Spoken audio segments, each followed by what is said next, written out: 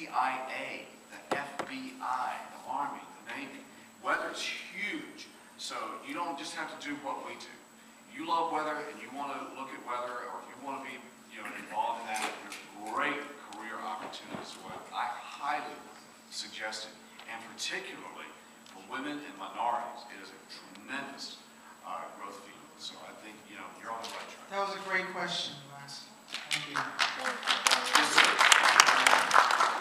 My name's Adam Schneider, lifelong weather buff, watch you guys all the time. One of my favorite parts of the broadcast is the FutureCast. Yeah. And I'm amazed, even from the last couple of years, the increased accuracy of the FutureCast. I live on Long Island.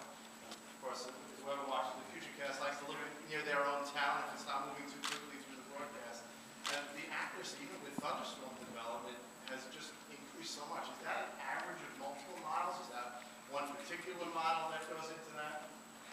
Well, we can pass kind of down to talk about the difference of the models, but I think there are a couple of different factors that make particularly our rapid precision model, the RPM model, a little bit better. Is the science is better. We have more data. We're getting more and more targets all the time for them to ping off of. But also, what they do is they take different geographical consistencies and they start to input that in the models. So if they watch it over a long period of time, they're able on those grids to make little tweaks and little alterations so that the microclimate, the smallest amount of space, things become more and more precise.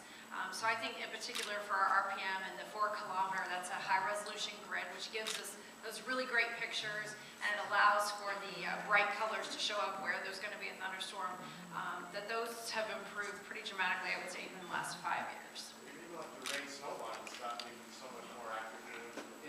Another thing about that model, unlike other computer models, that can directly diagnose vertical motion in the atmosphere. And that's a big strength for a model to have in terms of thunderstorm development. When you look at thunderstorms, they extend way up into the atmosphere. It's due to strong updrafts and downdrafts in the atmosphere. And this model can directly predict vertical motion in the atmosphere. The other models that we use infer that vertical motion from horizontal.